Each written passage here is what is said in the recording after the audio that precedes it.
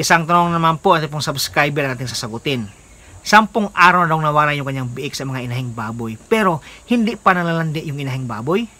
Sa pagwalay ng mga inahing baboy sa kanyang mga biik po mga kaibigan, dapat talaga bago tayo magwalay, ating uobserbahan yung health status sa ating mga inahing baboy. Dapat sila po yung malulusog po mga kaibigan. Kaya nga po, bago po tayo magwalay ng mga biik, 5 days before, atin na pong purgahin yung mga inahing baboy na medyo payat po sila, yung bawagsak po ng pangangatawan. Pero yung mga inahing baboy po na ganun pa rin pangangatawan, malusog naman, hindi po mabagsak yung katawan, hindi po mapayat, wag nyo pong purgahin. And then, yung sa mga pinupurga nyo mga kaibigan, pagdating po ng day 28 o day 29, pwede na po kayo magbigay ng vitamin B complex, 5 ml, vitamin EDE, 5 ml din po mga kaibigan. Kasabay na po yung mga inahing baboy na hindi nyo po pinupurga.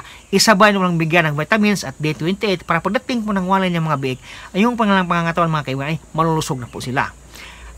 Ang dapat po ipapakain ay lactating feeds. From day 1 to day 10, 2 kilos per day. Para po mas madali po makarecover yung kanyang pangangatawan.